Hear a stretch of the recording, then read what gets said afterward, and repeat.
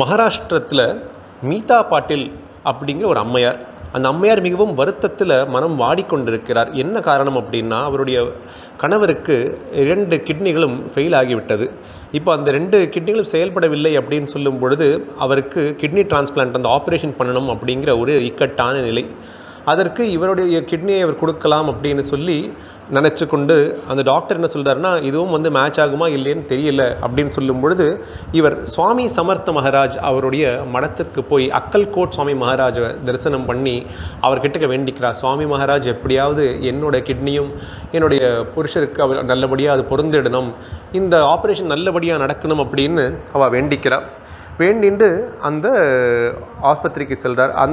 இந்த அம்மையாருடைய ஆப்ரேஷனுக்கே 60,000 ரூபாயும், இந்த கணவருக்கு செய்ய வேண்டிய ஆப்ரேஷனுக்கு 12 லட்சம் ரூபாயும் செலவாக வேண்டி இருக்கிறது. அந்த அம்மா அந்த ஆஸ்பத்திரிக்கு போகிறா. 9 மணிக்கு வந்துடுறா. அந்த ஆஸ்பத்திரியில் கொஞ்சம் காத்துட்டுருங்கோ அப்படின்னு அந்த டாக்டர் சொல்கிறார். சரின்னு இந்த அம்மா காத்துட்டு இருக்கா. இன்னும் 1 மணி நேரம் 2 மணி நேரம் ஆகுது. 12 மணி ஆகுது. அப்பவும் காத்துட்டு இருக்க சொல்கிறார். சரியாக 1 மணி அளவில் அந்த டாக்டர் அந்த அம்மாவை கூப்பிட்டு சொல்கிறார், இந்த கிட்னி டிரான்ஸ்பிளான்ட் ஆப்ரேஷனுங்கிறது தேவையில்லாத ஒரு விஷயமா ஆயிடுத்து. என்ன அதிசயம்னே தெரியல, திடீர்னு பார்த்தா உங்கள் கணவருடைய கிட்னி நல்லபடியாக வேலை செய்ய ஆரம்பித்து விட்டது. இப்போ அவருக்கு எந்தவித வியாதியுமே இல்லை. இது எப்படி நடந்தது அப்படின்னு எங்களால் புரிஞ்சிக்க முடியல அப்படின்னு அந்த மருத்துவர் சொல்கிறாராம். அப்போ இந்த அம்மா அக்கல்கோட் சுவாமி மகாராஜோட பாதங்களில் சாஷ்டாங்கமாக விழுந்து அவரோட நன்றியை எப்படி தெரிவித்துக் கொள்கிறார். கலியுக தெய்வம். இது 2014ஆம் ஆண்டு மகாராஷ்டிரத்தில் நடந்த ஒரு அற்புதத்தை சுவாமி நிகழ்த்தி காட்டியிருக்கார். சுவாமி மகாராஜ் எந்த காலத்தில் வாழ்ந்தார் அப்படிங்கிறதுலாம் பார்த்தோம். 1800ஆம் ஆண்டுகளில் வாழ்ந்த அந்த அற்புத தெய்வம் இன்றும் சமாதியில் சென்ற பிறகும் இன்னும் பிரத்யட்சமாக இருக்கிறார். சுவாமி ஹிந்தியில் ஒரு வார்த்தை சொல்லியிருக்கார். என்ன அப்படின்னா, ஹம் கயா நஹி ஜிந்தா ஹே அப்படின்னு அக்கல்கோட் மகாராஜ் சொல்லியிருக்கார். நான் உங்களை விட்டு போகவில்லை, நான் பக்கத்திலேயே இருக்கேன் அப்படின்னு சொல்லியிருக்கார். இன்னொரு விஷயம், நம்ம எல்லாம் மனசில் கஷ்டப்படுறோம் அப்படின்னு சொன்னால், அக்கல்கோட் சுவாமி சமர்த்தர் என்ன சொல்லியிருக்கார் தெரியுமா? பியூனகோஸ் மீ துஜா பாட்டிஷி ஆஹே அப்படின்னு மராட்டியில் சொல்லியிருக்கார். அப்படின்னால் பயப்படாதீர்கள், நான் எப்பொழுதும் குழந்தையே, நான் கூடையே தான் இருக்கேன், உன்னை நிச்சயமாக காப்பாற்றுவேன் அப்படின்னு சொல்லி சுவாமி மகாராஜ் அடிக்கடி சொல்லுவார். அதே மாதிரி யோகக்ஷேமம் மகாமியம்னு எப்படி பெருமாள் சொன்னாரோ அந்த ஒரு வாக்கியத்தையும் சுவாமி மகாராஜ் அடிக்கடி சொல்லிகிட்டே இருப்பார். அனன்யான் சிந்தியந்தோமாம் ஏஜனா பர்யுபாசதே தேஷாம் யுக்தாபியுக்தானம் யோகக்ஷேமம் மகாமியம். நான் பார்த்துக்கொள்கிறேன், எல்லாரோட நலன்களையும் நான் பார்த்துக்கொள்ளேன். என்ன நினச்சுட்டே இருக்கக்கூடிய என்னோட பக்தன் யாரோ அந்த பக்தனுடைய நலனை பார்த்துக்கொள்ள வேண்டியது என்னுடைய ரெஸ்பான்சிபிலிட்டி, நான் அதுக்கு கேரண்டி கொடுக்குறேன் அப்படின்னு பெருமாள் என்ன சொன்னாரோ அதே தான் சுவாமி மகாராஜும் சதாசர்வகாலம் அதே ஸ்லோகத்தை சொல்லுவார். இப்போது இந்த ஒரு அற்புதத்தை நம்ம பார்த்தோன்னே நமக்கு அது புரியுறது இல்லையா? அதாவது அந்த அம்மா கேட்டது என்ன, ஒரே ஒரு ஆப்ரேஷன் நல்லபடியாக நடந்து முடிஞ்சிடணும் அப்படின்னு மட்டும்தான் கேட்டா. ஆனால் அந்த சரணாகதி அடைஞ்ச மாத்திரத்திலேயே சுவாமி மகாராஜ் எப்படி ஒரு பெரிய அற்புதத்தை செய்து காமிச்சார் இல்லையா? 1992 இதெல்லாம் சுவாமி மகாராஜ் சமாதி அடைஞ்சு கிட்டத்தட்ட ஒரு 100 ஆண்டுகளுக்கு பிறகு. எதுக்காக அப்படின்னு சொன்னால், இன்னைக்கும் அந்த அற்புத தெய்வம் அற்புதங்கள் புரிந்து கொண்டு தான் இருக்கிறது. எங்கே இருந்தாலும் பரவாயில்லை, அது எந்த தேசமாக இருந்தாலும் பரவாயில்லை. லலிதா சஹஸ்ரநாமத்தில் நாமாவளி தேச காலா பரிச்சின்னா, அது எந்த காலமாக இருந்தாலும் தேசமாக இருந்தாலும் அம்பாள் அதெல்லாம் தாண்டியவள் அப்படின்னு சொல்லி லலிதா சஹஸ்ரநாமத்தில் ஒரு நாமாவளி இருக்குது. அது போலவே தான் சுவாமி மகாராஜும் 1992 தாத்தே அப்படிங்கிறவர் ஒரு பெரியவர், அவருடைய தந்தையார், அந்த தந்தையாருக்கு கிட்டத்தட்ட 89 வயது, செய்தித்தாள் படித்து கொண்டிருக்கிறார். அவருடைய மகன் கீழே அக்கல்கோட் சுவாமி மகாராஜோடைய குருச்சரித்திரத்தை பாராயணம் பண்ணிட்டு பூஜை பண்ணி கொண்டிருக்கார் உத்தராயண காலத்தில். அப்பா செய்தித்தாள் படித்து கொண்டிருக்கார். அந்த செய்தித்தாள்லேருந்து ஒரு பேஜ் அப்படி அங்கேருந்து அகன்று விடுறது. சரி, அதை பிடிக்கலாம் அப்படின்னு போய் இவர் அது பின்னாடி போகும்போது அவருடைய அங்கேருந்து இந்த படிக்கட்டில் தவறி விழுந்து தலையில் பலத்த காயம் பட்டு ரத்தம் அப்படியே பீறிட்டு வருது. ஆஸ்பத்திரி கொண்டு போகிறா, எவ்வளவோ ஸ்டிச்சு போட்டு பார்க்குறா, அந்த ரத்தம் நிற்கவே மாட்டேங்கிறது. 89 வயது, அது அவருடைய உயிருக்கு ஆபத்தான நிலையில் இருக்கும் பொழுது இந்த குடும்பம் சேர்ந்து ஸ்ரீ சுவாமி சமர்த்த ஜெய ஜெய் சுவாமி சமர்த்த அப்படின்னு முழு நம்பிக்கையுடன் சுவாமி மகாராஜுடைய நாமாவை எடுத்து ஜெபம் செய்ய ஆரம்பிக்கிறது. அப்படி ஜெபம் செய்த மாத்திரத்திலேயே என்ன நடந்ததுனால், அந்த அர்த்தம் அப்படியே நிற்காமல் வந்து கொண்டே இருந்தது இல்லையா? அது திடீர்னு நின்று அந்த முதியவர் 89 வயதிலும் இயல்பு நிலைக்கு திரும்பினார் அப்படின்னு சொன்னால், அக்கல்கோட் சுவாமி மகாராஜருடைய பக்தர்களை எப்படி காப்பாற்றுவார் அப்படிங்கிறதுக்கு தானே இதெல்லாம் சான்று. இப்பொழுதும் நமக்கு வாழ்க்கையில் அற்புதம் நடக்க வேண்டும் அப்படின்னு சொன்னால் நம்ம பரிபூர்ண சரணாகதி அடைய வேண்டும். இப்பொழுது சுவாமி மகாராஜ் இந்த உடலில் இருந்த பொழுது அந்த ஆஜானுபாகவாக அந்த 6 அடி தேகம் அற்புதமாக பிரம்மாண்டமாக பெருமாளோட விஸ்வரூப காட்சி மாதிரி கடாட்சமாக இருக்கும். அந்த ஒரு தரிசனத்தை பார்க்கறது சுவாமி மகாராஜ் அப்படி எழுந்து நின்னார்னா அவரோட கை எப்படி பார்த்தேன்னா அவரோட முட்டியெல்லாம் தாண்டி போகுமாம். அவர் அப்படியே நிற்கும் பொழுது அப்படி அவர் சயன கோலத்தில் இருக்கும்போது சாட்சாத் ரங்கநாதர் போலவே காட்சியளிக்கக்கூடிய சுவாமி மகாராஜ் எப்படியெல்லாம் அற்புதங்கள் பண்ணார் அப்படிங்கிறதையும் பார்ப்போம். ஒரு குழந்தை, அதுக்கு படிப்பு சரியாக வரலை, அது எந்த கிராமத்தில் வாழ்ந்ததுன்னு பார்த்தோன்னா விலாவாடி அப்படின்னு ஒரு கிராமம். இது சாங்லி அப்படிங்கிற ஒரு பகுதி, எல்லாருக்கும் தெரிந்த ஒரு பகுதி மகாராஷ்டிரத்தில். அந்த இடத்துல இந்த ஒரு கிராமத்தில் ஒரு அந்தனர் குடும்பத்திற்கு இந்த குழந்தை பிறந்துடுது. என்ன ஆகுதுன்னா, அந்த அப்பாவுக்கும் அம்மாவுக்கும் ரொம்பவும் ஒரு முதுமையில் தான் அந்த குழந்தை பிறக்கிறது. அந்த குழந்தை எப்படியோ நல்லா படிக்க வைக்கணும்னு என்ன முயற்சி எடுத்தாலும் அந்த முயற்சிகள் எதுவுமே பலிக்க மாட்டேங்கிறது. அந்த குழந்தைக்கு அப்படி ஒரு மந்தத்தன்மை இருக்குது, அதில் புத்தியில் ஏற மாட்டேங்கிறது. என்ன சொல்லி கொடுத்தாலும் என்ன பேசினாலும் அந்த குழந்தைக்கு மனசில் ஏற மாட்டேங்கிறது. இப்படியா அப்பா அம்மா கொஞ்ச நாளில் தவறி போயிடுறா, அந்த குழந்தை அனாதை ஆகிடுறது. ஆனால் அந்த குழந்தைக்கு நிறைய பேர் பாடம் சொல்லிக் கொடுக்க முயற்சி செய்தாலும் அதில் அந்த எந்த முயற்சியும் பலிக்கவே மாட்டேங்கிறது. அந்த குழந்தைக்கு ரொம்பவும் மனசு கஷ்டமாக இருக்குது. இந்த விலாவாடி கிராமம் எதற்கு பெயர் போனது அப்படின்னு சொன்னால், புவனேஸ்வரி தேவி அந்த அம்பிகையுடைய ஒரு கோவில் அந்த இடத்துல இருக்குது. அந்த கோவிலுக்கு இந்த குழந்தை போகிறான். இந்த குழந்தை போயிட்டு சொல்கிறான், அம்மா எனக்கு அறிவு ஞானம் எல்லாம் எதுவும் கிடைக்கல, என்னோட நிலைமை ரொம்ப மோசமாக இருக்குன்னு சொல்லிட்டு 3 நாள் சாப்பாடு தண்ணி இல்லாமல் அந்த அம்பாளை நோக்கியே தியானம் இருக்கான். ராமகிருஷ்ண பரமஹம்சர் சொல்லியிருக்கார், ஒரு மனிதன் இறைவனை நோக்கி 3 நாட்கள் பசிதாகம் பார்க்காமல் ஒரு மனதோடு தவம் செய்தான் அப்படின்னு சொன்னால் நிச்சயமாக அவனுக்கு அந்த காளி தேவி நிச்சயமாக காட்சி கொடுப்பாள் அப்படின்னு ஸ்ரீ ராமகிருஷ்ண பரமஹம்சர் கொடுத்த ஒரு வாக்கியம் நமக்கு இப்பொழுது நினைவுக்கு வருது. இந்த குழந்தை 3 நாள் அப்படியே பண்ணியிருக்கான்.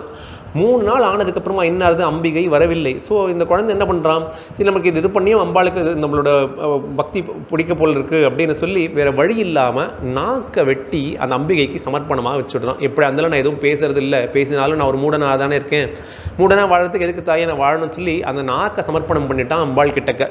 இந்த நாக்கை சமர்ப்பணம் பண்ணுறதுக்கான இந்த விஷயத்திற்கு பேர் பாவாடம் அப்படின்னு நம்மளுடைய தமிழக பகுதியில் நம்ம பார்த்துருக்கோம். திருத்தணி முருகன் கோவிலில் நம்ம படிச்சிருக்கோம் இல்லையா, இந்த மாதிரி விஷயங்கள் நடந்திருக்கு அப்படின்னு. வடபழனி மூவரோட சரித்திரம் படிக்கும் பொழுது அதில் ஒரு தம்பிரான் சுவாமிகள் இந்த மாதிரி பாவாடம் செய்தார் அப்படிங்கிறத நம்ம படிச்சிருக்கோம். அதுக்கப்புறமா அவர் சொன்ன அவருக்கு அந்த நாக்கு அவர் சொன்ன வாக்கெல்லாம் அப்படி பலிச்சது அப்படிங்கிறது முருகப்பெருமான் அருளால் எப்படி நடந்ததுங்கிறதெல்லாம் நம்ம படிச்சிருக்கோம் இல்லையா. அது ஞாபகம் வருது. அந்த நாக்கை சமர்ப்பணம் பண்ணிடுறான் அந்த புவனேஸ்வரி தேவிக்கு.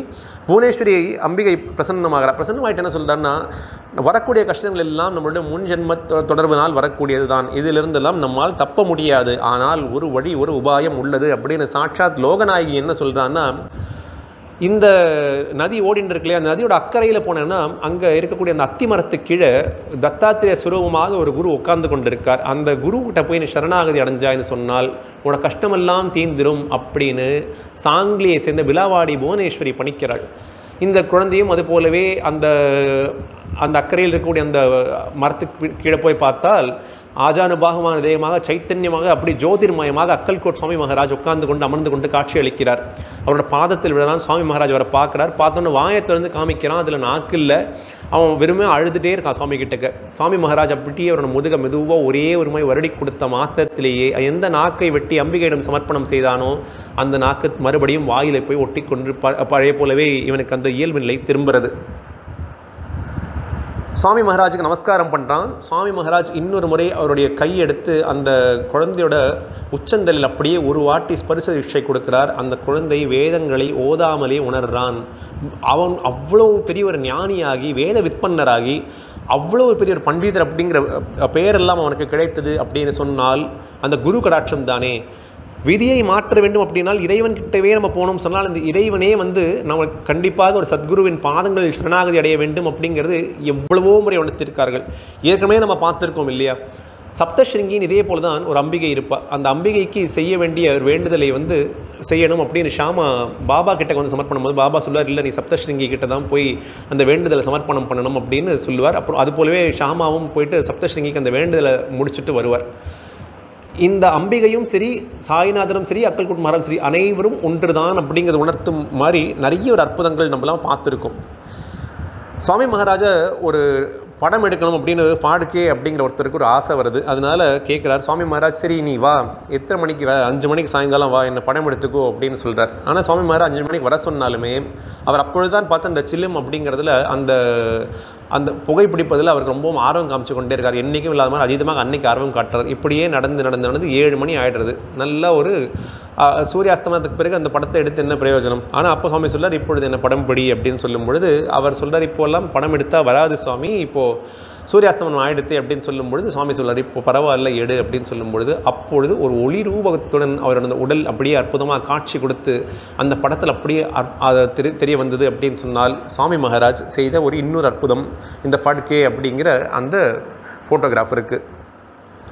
ஒரு முறை கோடி தீர்த்தத்துக்கு சுவாமி மகாராஜ் வரார்.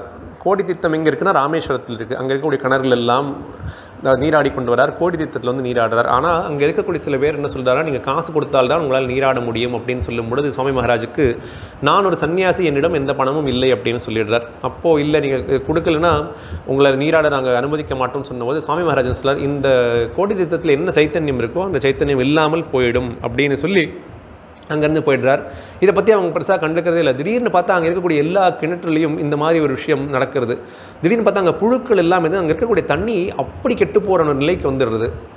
என்ன ஆச்சு அப்படின்னு இவங்களுக்கு புரியாமல் அங்கே இருக்கக்கூடிய ஒரு குருவை இவர்கள் அணுகி கேட்கும் பொழுது, அக்கல்கோட்டை சேர்ந்த சுவாமி சமர்த்தர் அப்படிங்கிற ஒரு அற்புதமான மகான் இங்கே வந்திருக்கார், அவரை தாங்கள் அவமதித்துள்ளீர்கள், அதனால்தான் இது போன்ற ஒரு அவல நிலை இங்கே வந்திருக்கு, இது போகணும் அப்படின்னா நீங்கள் அவரை தேடி போய் அவர்கிட்ட பிராயச்சித்தம் கேட்கணும் அப்படின்னு சொல்லும்போது அவர் அப்படியே தேடின்னு போயிட்டு பிடிச்சிட்டு இருக்கும்போது இறுதியாக பார்த்தா சுவாமி மகாராஜ் வேறு எங்கேயுமே இல்லை, ராமநாத சுவாமியோடைய அந்த சிவலிங்கம் இருக்கு இல்லையா, அந்த மூலஸ்தானம் அங்கேயே பிரத்யட்சமாக சுவாமி மகாராஜ் நின்று இருக்கார். அப்போது அவர் சொல்கிறார், இந்த மாதிரி யார்கிட்டக்கெல்லாம் காசு தர முடியாத நிலையில் இருக்காங்களோ அவங்களெல்லாம் வந்து அதை நீராட அனுமதிக்க போவதில்லை அப்படிங்கிற இந்த மாதிரி ஒரு கட்டுப்பாட்டை தாங்கள் வைத்து கொள்ளாதீர்கள், இது எல்லாருக்கும் பொதுவான ஒரு விஷயம் அப்படின்னு சொல்லி அவர்கள் எல்லாரையும் மன்னித்து ஆசீர்வதித்து அனுகிரகித்து அங்கிருந்து சென்றார். அப்படின்னால் சுவாமி சமர்த்த மகாராஜுடைய அனுகிரக கடாட்சத்துடைய எல்லை அருள் கடல் எப்படி இருக்குது அப்படிங்கிறத நம்ம இதை பார்க்குறோம். ஒரு முறை பாபாஜி பட் அப்படிங்கிற ஒருத்தருடைய வீட்டுக்கு சுவாமி மகாராஜ் போகிறார். அந்த வீட்டில் இருக்கக்கூடிய அம்மையார் அவங்களுக்கு மனசில் ஒரு கஷ்டம் என்னென்னா, அவங்களோட கிணறு இருக்குது, அந்த கிணறுல தண்ணீரே வரலை. சுவாமி மகாராஜ் என்ன சொல்ல, சரி எனக்கு நல்லா அப்படியே ஒரு அற்புதமாக இந்த ஜலத்தை கொஞ்சம் கொடு, நான் என்னோட தாகத்தை நான் தணிச்சுக்கிறேன் அப்படின்னு சொல்கிறார். அந்த அம்மா சொல்கிற, சுவாமி இந்த கிணத்துல ஒரு தண்ணியே கிடையாது சுவாமி, உங்களுக்கு தெரியுமா சுவாமி அப்படின்னு சொல்லும் பொழுது சுவாமி மகாராஜ் அங்கேருந்து அந்த கிணத்துல வரார். கிணத்தை அப்படியே கண்ணால் பார்க்குறார்.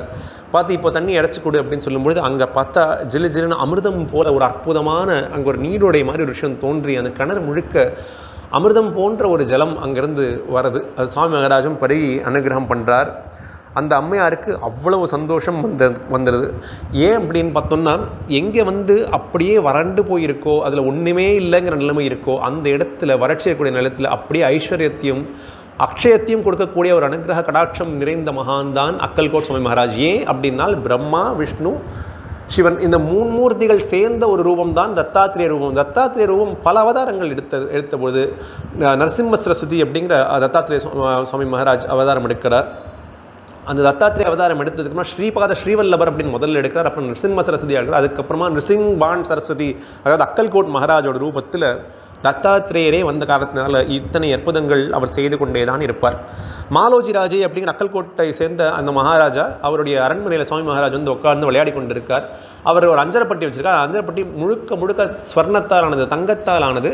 அதில் என்னெல்லாமோ இருக்குது, ஏலக்காய் இதெல்லாம் இருக்குது, போன்ற இந்த திரவியங்கள் எல்லாம் அதில் இருக்குது. சுவாமி மகாராஜ் கிட்ட கொடுத்தோன்னே இது உங்களோடது சுவாமி அப்படின்னு சொன்னோன்னே, சுவாமி இது நான் என்ன வேணால் பண்ணட்டுமா அப்படின்னு கேட்குறாரு. இது உங்களுடைய பொருள் தான் சுவாமி, தாங்கள் என்ன வேண்டுமானாலும் செய்யுங்கள் அப்படின்னு சொன்னோன்னே கொஞ்சம் கூட யோசிக்காமல் அவர் குழந்தை போல சுவாமி மகாராஜ் அங்கிருந்து அந்த தங்கத்தால் அந்த அஞ்சரப்பட்டி அப்படியே வீசிடுறார் கிணத்துக்குள்ளே.